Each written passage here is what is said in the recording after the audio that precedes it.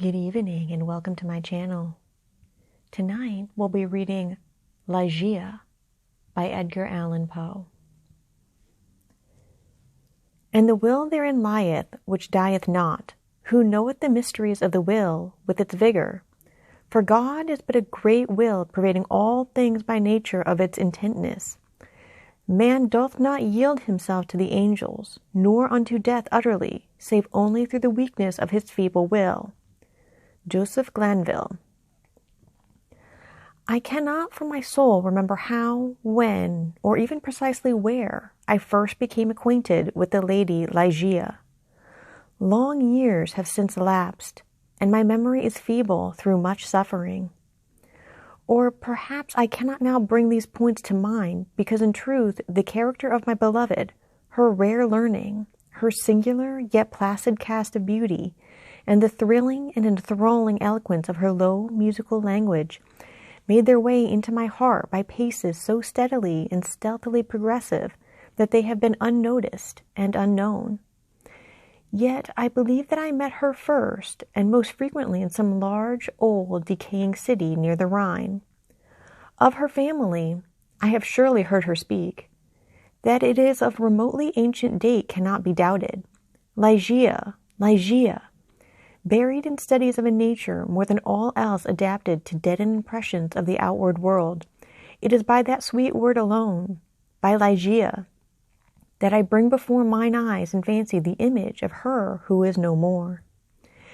And now, while I write, a recollection flashes upon me that I have never known the paternal name of her who was my friend and my betrothed, and who became the partner of my studies, and finally, the wife of my bosom. Was it a playful charge on the part of my Ligeia, or was it a test of my strength of affection that I should institute no inquiries upon this point? Or was it rather a caprice of my own, a widely romantic offering on the shrine of the most passionate devotion? I but indistinctly recall the fact itself. What wonder that I have utterly forgotten the circumstances which originated or attended it? And indeed, if ever that spirit which is entitled romance, if ever she, the wan and the misty-winged Ashtophet of idolatrous Egypt, presided, as they tell, over marriage's ill omen, then most surely she presided over mine. There is one dear topic, however, on which my memory fails me not. It is the person of Ligeia. In stature she was tall, somewhat slender, and in her later days even emaciated.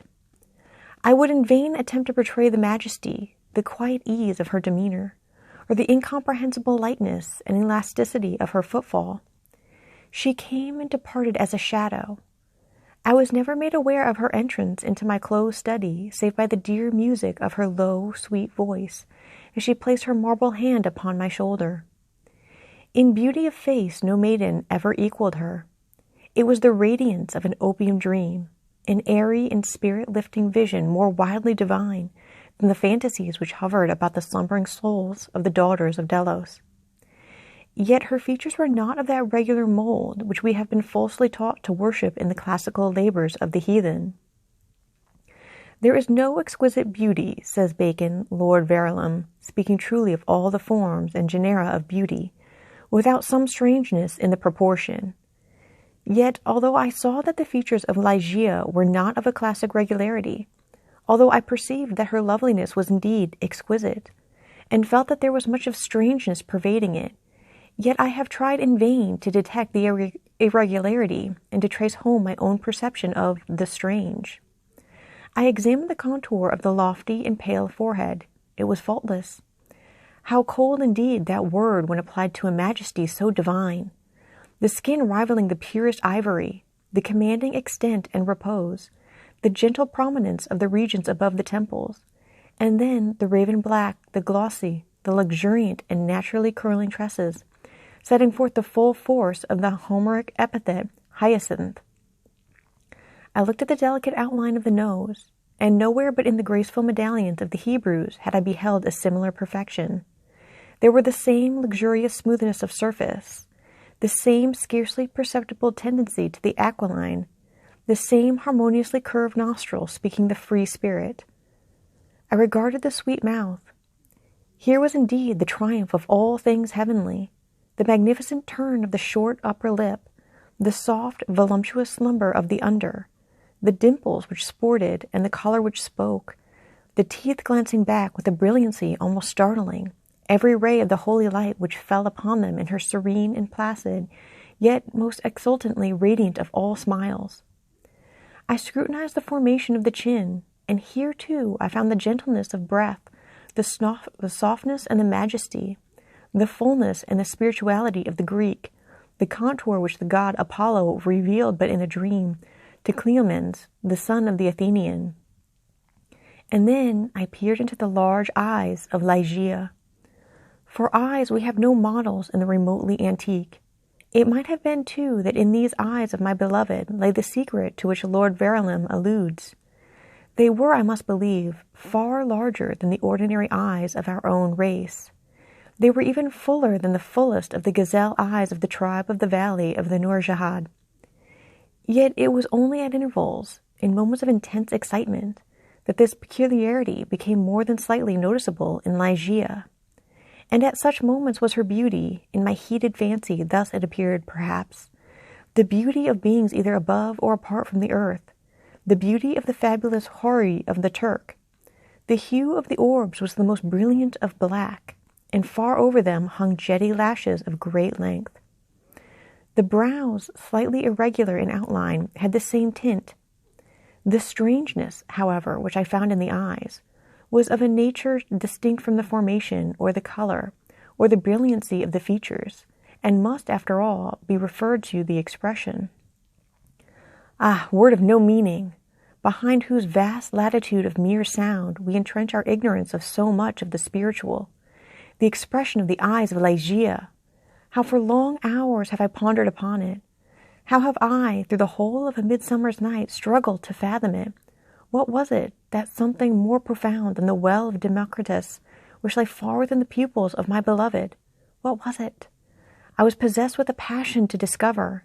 Those eyes, those shining, those divine orbs. They became to me twin stars of Leda, and I to them devoutest of astrologers. There is no point among the many incomprehensible anomalies of the science of mind more thrillingly exciting than the fact, never, I believe, noticed in the schools, that in our endeavors to recall to memory something long forgotten, we often find ourselves upon the very verge of remembrance, without being able in the end to remember. And thus how frequently in my intense scrutiny of Ligeia's eyes have I felt approaching the full knowledge of their expression, felt it approaching, yet not quite be mine, and so at length entirely depart. And strangest mystery of all, I found, in the commonest object of the universe, a circle of analogies to that expression. I mean to say that subsequently to the period when Ligeia's beauty passed into my spirit, there dwelling as in a shrine, I derived from many existences in the material world a sentiment such as I felt always aroused within me by her large and luminous orbs. Yet not the more could I define that sentiment, or analyze, or even steadily view it. I recognized it, let me repeat, sometimes in the survey of a rapidly growing vine, in the contemplation of a moth, a butterfly, a chrysalis, a stream of running water. I have felt it in the ocean, in the falling of a meteor. I have felt it in the glances of unusually aged people. And there are one or two stars in heaven, one especially, a star of the 6th magnitude, double and changeable, to be found near the large star in Lyra, in a telescopic scrutiny of which I have been made aware of the feeling. I have been filled with it by certain sound from stringed instruments, and not unfrequently by passages from books. Among innumerable other instances, I will remember something in a volume of Joseph Glanville, which, perhaps merely from its quaintness, who shall say, never failed to inspire me with the sentiment. And the will therein lieth, which dieth not. Who knoweth the mysteries of the will with its vigor? For God is but a great will, pervading all things by nature of its intentness. Man doth not yield him to the angels, nor unto death utterly, save only through the weakness of his feeble will. Length of years and subsequent reflection have enabled me to trace, indeed, some remote connection between this passage in the English moralist and a portion of the character of Ligeia. An intensity in thought, action, or speech was possibly in her a result, or at least an index of that gigantic volition which, during our long intercourse, failed to give other and more immediate evidence of its existence. Of all the women whom I have ever known, she, the outwardly calm, the ever-placid Ligeia, was the most violently a prey to the tumultuous vultures of stern passion. And of such passion I could form no estimate, save by the miraculous expansion of those eyes which at once so delighted and appalled me, by the most magical melody, modulation, distinctness, and placidity of her very low voice, and by the fierce energy, rendered doubly effective by contrast with her manner of utterance, of the wild words which she habitually uttered.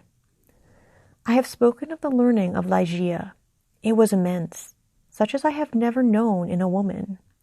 In the classical tongues was she deeply proficient, and as far as my own acquaintance extended in regard to the modern dialects of Europe, I have never known her at fault. Indeed, upon any theme of the most admired, because simply the most abstruse of the boasted erudition of the Academy, have I ever found Ligeia at fault. How singularly, how thrillingly, this one point in the nature of my wife has forced itself at this late period only upon my attention. I said her knowledge was such as I have never known in woman. But where breathes the man who has traversed, and successfully, all the wide areas of moral, physical, and mathematical science? I saw not then what I now clearly perceive, that the acquisitions of Ligeia were gigantic, were astounding.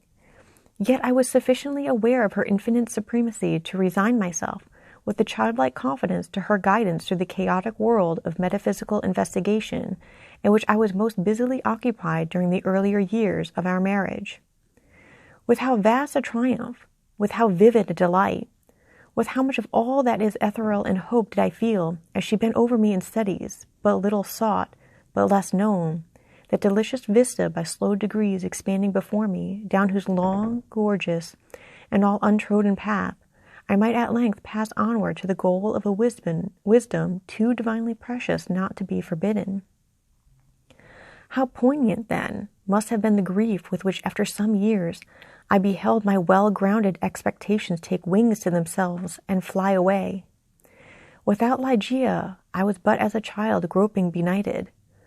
Her presence, her readings alone, rendered vividly luminous the many mysteries of the transcendentalism in which we were immersed. Wanting the radiant luster of her eyes, letters, lambent and golden, grew duller than Saturnian lead. And now those eyes shone less and less frequently upon the pages over which I pored. Ligeia grew ill. The wild eyes blazed with a too glorious effulgence. The pale fingers became of the transparent waxen hue of the grave, and the blue veins upon the lofty forehead swelled and sank impetuously with the tides of the gentle emotion. I saw that she must die, and I struggled desperately in spirit with the grim Azrael. And the struggles of the passionate wife were, to my astonishment, even more energetic than my own. There had been much in her stern nature to impress me with the belief that to her, death would have come without its terrors, but not so.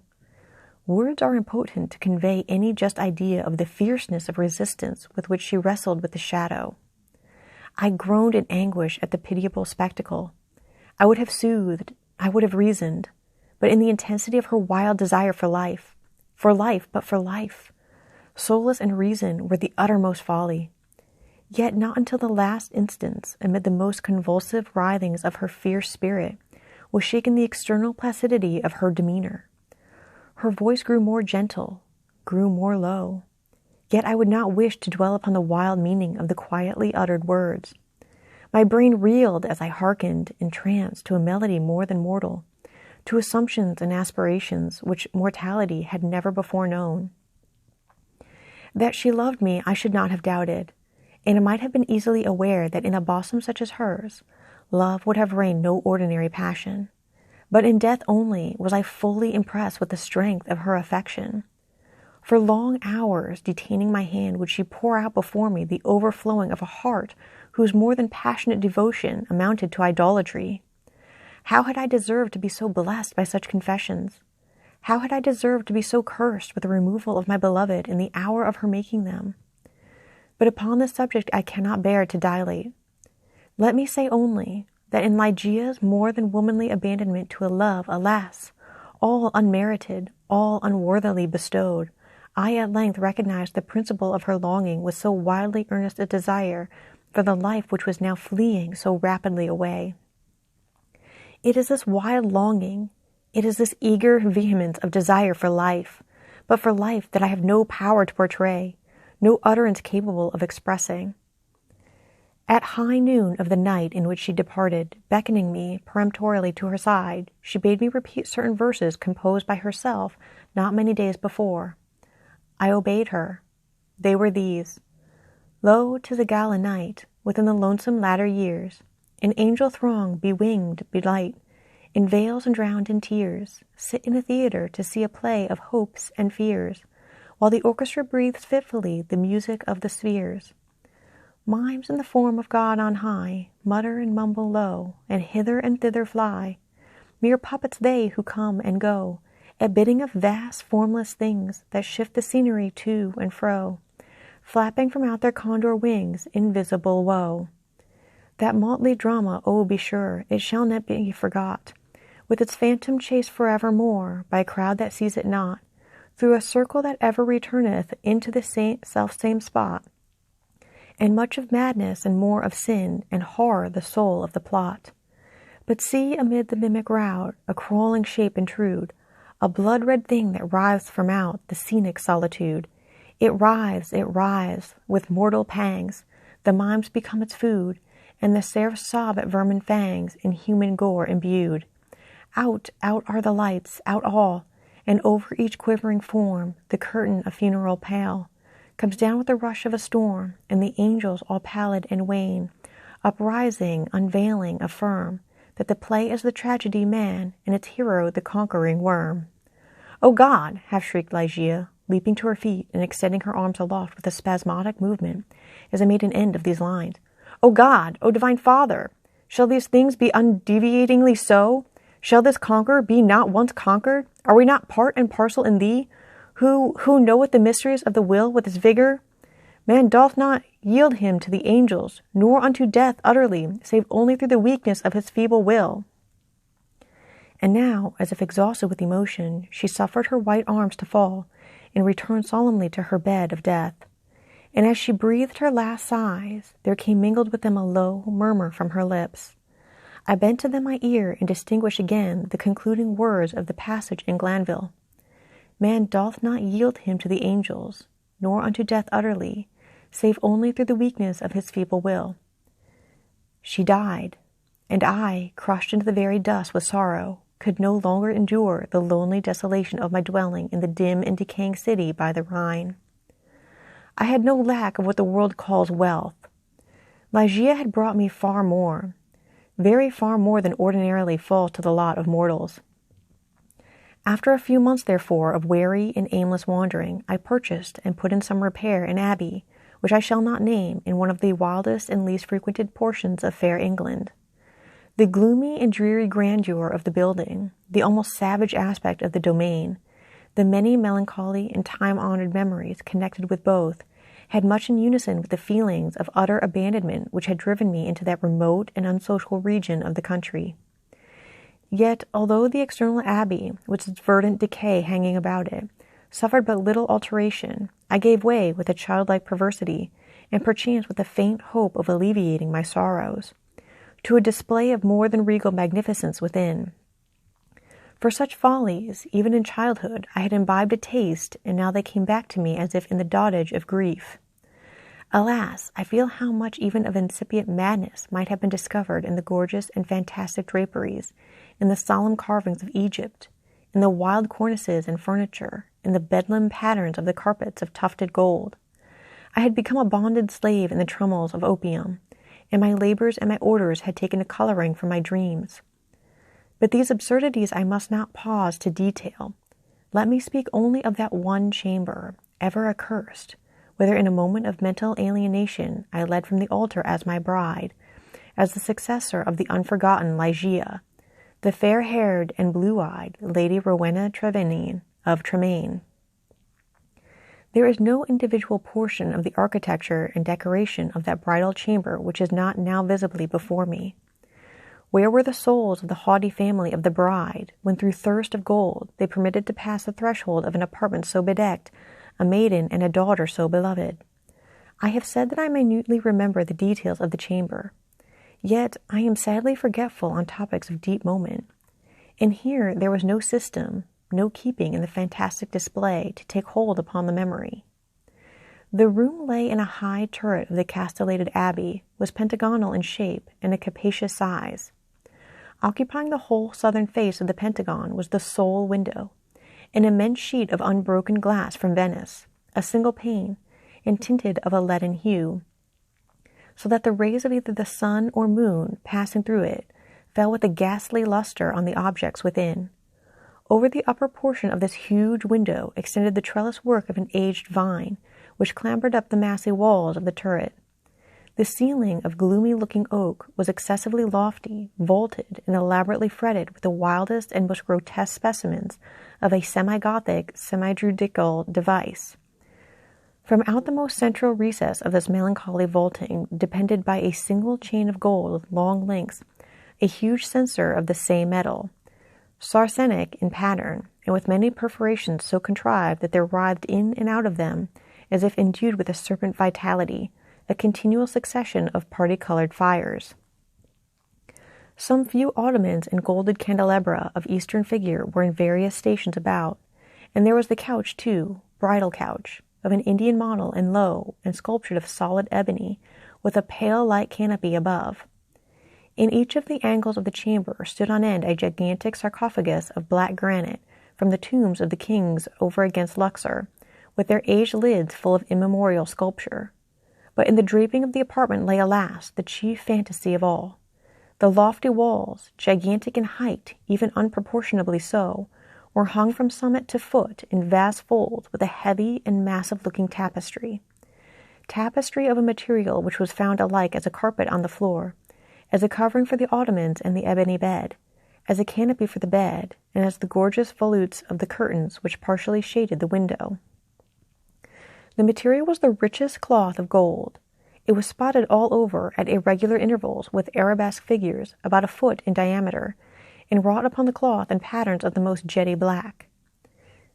But these figures partook of the true character of the arabesque only when regarded from a single point of view. By a contrivance now common, and indeed traceable to a very remote period of antiquity, they were made changeable in aspect. To one entering the room, they bore the appearance of simple monstrosities. But upon a farther advance, this appearance gradually departed, and step by step, as the visitor moved his station in the chamber, he saw himself surrounded by an endless succession of the ghastly forms which belonged to the superstition of the Norman, or arise in the guilty slumbers of the monk. The phantasmagoric effect was vastly heightened by the artificial introduction of a strong continual current of wind behind the draperies, giving a hideous and uneasy animation to the whole. In halls such as these, in a bridal chamber such as this, I passed with the Lady of Tremaine the unhallowed hours of the first month of our marriage, passed them with but little disquietude. That my wife dreaded the fierce moodiness of my temper, that she shunned me and loved me but little, I could not help perceiving. But it gave me rather pleasure than otherwise. I loathed her with a hatred belonging more to demon than to man. My memory flew back, oh, with what intensity of regret, to Ligeia, the beloved, the august, the beautiful, the entombed. I reveled in recollections of her purity, of her wisdom, of her lofty, her ethereal nature, of her passionate, her idolatrous love. Now then did my spirit fully and freely burn with more than all the fires of her own. In the excitement of my opium dreams, for I was habitually fettered in the shackles of the drug, I would call aloud upon her name during the silence of the night, or among the sheltered recesses of the glens by day, as if through the wild eagerness, the solemn passion, the consuming ardor of my longing for the departed, I could restore her to the pathway she had abandoned. Ah, could it be forever? Upon the earth. About the commencement of the second month of the marriage, the Lady Rowena was attacked with sudden illness, from which her recovery was slow. The fever which consumed her rendered her nights uneasy, and in her perturbed state of half-slumber, she spoke of sounds and of motions in and about the chamber of the turret, which I concluded had no origin save in the distemper of her fancy, or perhaps in the phantasmagoric influences of the chamber itself. She became at length convalescent, finally well. Yet but a brief period elapsed ere a second more violent disorder again threw her upon a bed of suffering, and from this attack her frame, at all times feeble, never altogether recovered. Her illnesses were, after this epoch, of alarming character, and of more alarming reoccurrence, defying alike the knowledge and the great exertions of her physicians. With the increase of the chronic disease which had thus apparently taken too sure hold upon her constitution to be eradicated by human means, I could not fail to observe a similar increase in the nervous irritation of her temperament, and in her excitability by trivial causes of fear. She spoke again, and now more frequently and pertinaciously, of the sounds, of the slight sounds, and of the unusual motions among the tapestries to which she had formerly alluded. One night, near the closing in of September, she pressed this distressing subject with more than usual emphasis upon my attention. She had just awakened from an unquiet slumber, and I had been watching, with feelings half of anxiety, half of vague terror, the workings of her emaciated countenance. I sat by the side of her ebony bed, upon one of the ottomans of India. She partly arose and spoke in an earnest, low whisper of sounds which she then heard, of which I could not hear, of motions which she then saw, but which I could not perceive. The wind was rushing hurriedly behind the tapestries, and I wished to show her, what, let me confess it, I could not all believe, that those almost inarticulate breathings, and those very gentle variations of the figures upon the wall, were but the natural effects of that customary rushing of the wind. But a deadly pallor overspreading her face had proved to me that my exertions to reassure her would be fruitless. She appeared to be fainting, and no attendants were within call. I remembered where was deposited a decanter of light wine which had been ordered by her physicians, and hastened across the chamber to procure it. But as I stepped beneath the light of the censer, two circumstances of a startling nature attracted my attention. I had felt that some palpable, although invisible, object had passed lightly by my person, and I saw that there lay upon the golden carpet, in the very middle of the rich lustre thrown from the censer, a shadow, a faint, indefinite shadow of angelic aspect, such as might be fancied for the shadow of a shade. But I was wild with the excitement of an immoderate dose of opium, and heeded these things but little, nor spoke of them to Rowena. Having found the wine, I recrossed the chamber, and poured out a gobletful which I held to the lips of the fainting lady. She had now partially recovered, however, and took the vessel herself, while I sank upon an ottoman near me, with my eyes fastened upon her person. It was then that I became distinctly aware of a gentle footfall upon the carpet, and near the couch, and in a second thereafter, as Rowena was in the act of raising the wine to her lips, I saw, or may have dreamed that I saw, fall within the goblet, as if from some invisible spring in the atmosphere of the room, 3 or 4 large drops of a brilliant and ruby-colored fluid. If this I saw, not so Rowena. She swallowed the wine unhesitatingly, and I forbore to speak to her of a circumstance which must, after all, I considered, have been but the suggestion of a vivid imagination, rendered morbidly active by the terror of the lady, by the opium, and by the hour. Yet I cannot conceal it from my own perception that immediately subsequent to the fall of the ruby drops, a rapid change for the worse took place in the disorder of my wife, so that on the 3rd subsequent night, the hands of her menials prepared her for the tomb, and on the 4th I sat alone with her shrouded body in that fantastic chamber which had received her as my bride. Wild visions, opium engendered, flitted shadow-like before me. I gazed with unquiet eye upon the sarcophagi in the angles of the room, upon the varying figures of the drapery, and upon the writhing of the party-colored fires in the censer overhead. My eyes then fell, as I called to mind the circumstances of a former night, to the spot beneath the glare of the censer, where I had seen the faint traces of the shadow. It was there, however, no longer, and breathing with greater freedom, I turned my glances to the pallid and rigid figure upon the bed. Then rushed upon me 1,000 memories of Ligeia, and then came back upon my heart with the turbulent violence of a flood, the whole of that unutterable woe with which I had regarded her thus enshrouded.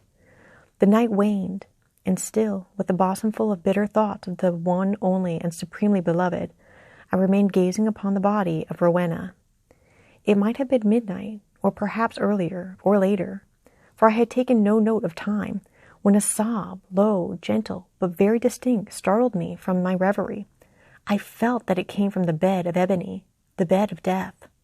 I listened in an agony of superstitious terror, but there was no repetition of the sound. I strained my vision to detect any motion in the corpse, but there was not the slightest perceptible. Yet I could not have been deceived. I had heard the noise, however faint, and my soul was awakened within me. I resolutely and perseveringly kept my attention riveted upon the body. Many minutes elapsed before any circumstance occurred tending to throw light upon the mystery. At length it became evident that a slight, a very feeble, and barely noticeable tinge of color had flushed up within the cheeks and along the sunken small veins of the eyelids.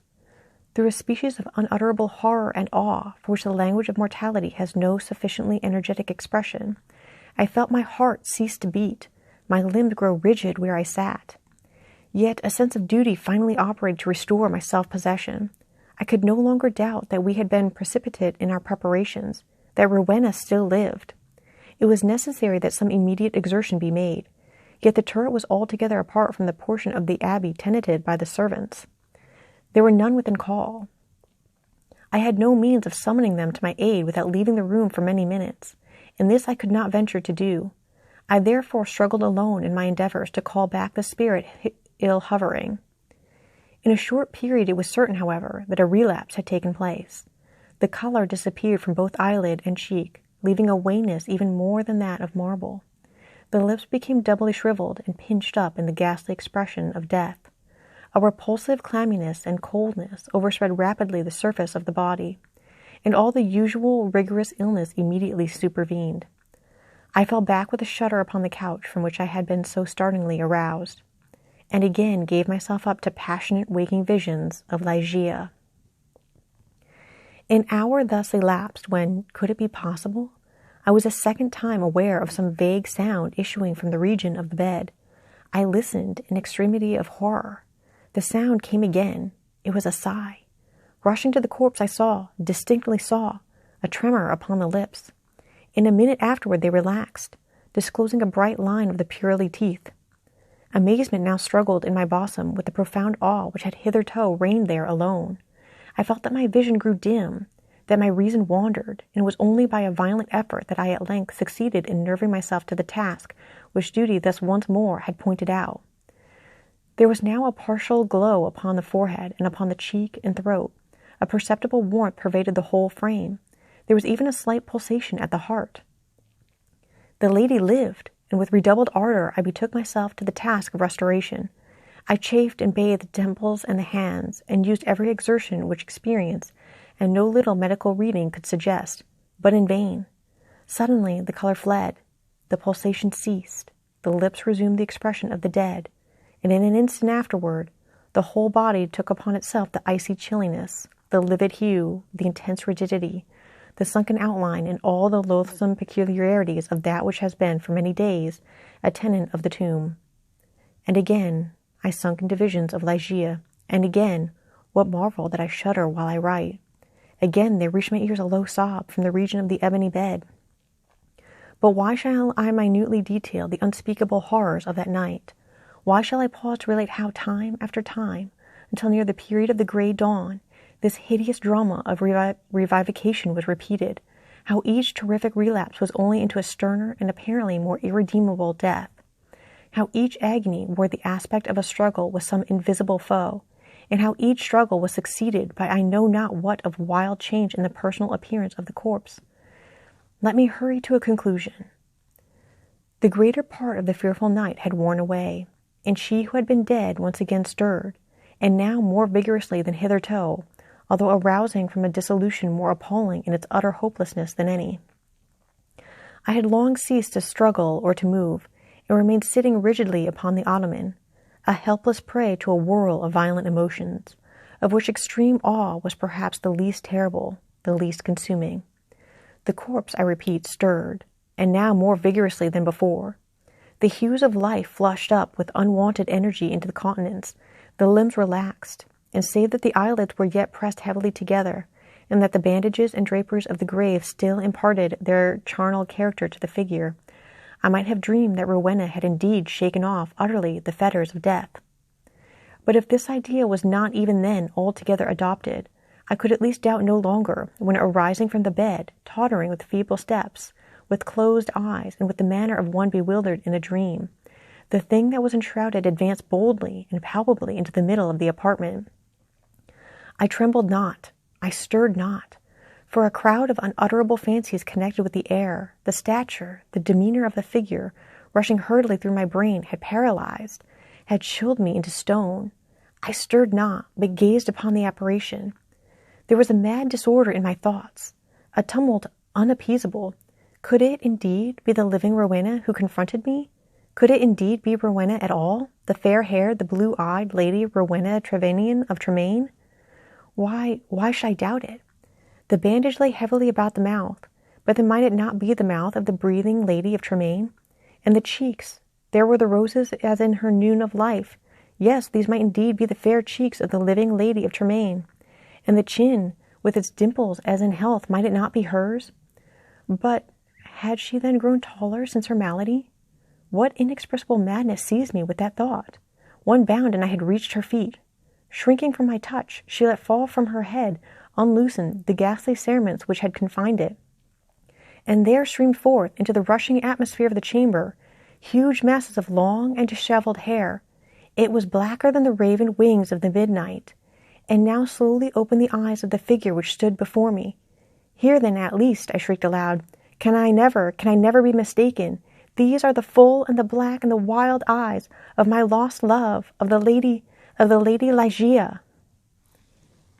Thus ends Ligeia by Edgar Allan Poe.